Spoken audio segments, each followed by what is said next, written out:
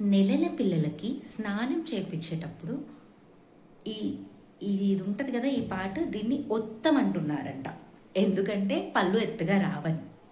ఇది నిజమా అబద్ధమా తెలుసుకుందాం. హలో, దిస్ ఇస్ డాక్టర్ సాత్విక, పీడియాట్రిక్ డెంటిస్ట్. అలా ఒత్తకూడదండి, అవసరం లేదు. పళ్ళు వచ్చే టైంకి అవి ఎత్తుగా ఎత్తుగా వస్తాయా, లేకపోతే క్రౌడెడ్ వస్తాయా, లేకపోతే నార్మల్గా వస్తాయా అనేది జెనెటిక్స్ ప్లస్ మన నాలుకని ఎలా పెడుతున్నాం అన్న దాన్ని బట్టి ఉంటుంది. బొక్కది కూడా ఉంటుంది, కానీ మనం ఇలా ఒత్తితే తగ్గేది కాదు. అది ముక్కు నొత్తడము, ముక్కు స్ట్రైట్గా రావాలని ముక్కు ఒత్తడము, పళ్ళు స్ట్రైట్గా రావాలని ఈ గదమని దవడని ఒత్తడము ఇలాంటివి చేయకూడదండి. వాళ్ళ బోన్స్ అనేవి చాలా ఫ్రెజైల్ ఉంటాయి, చాలా వీక్గా ఉంటాయి. మనం గట్టిగా చేస్తే ఫ్రాక్చర్ అయ్యే ఛాన్సెస్ ఉంటాయి. సో ప్లీజ్, మనం చేసే ఈ చిన్న మిస్టేక్ వల్ల పిల్లలు చాలా సఫర్ అవుతారు. అలాంటి మిస్టేక్స్ అయితే చేయకండి. Thank you.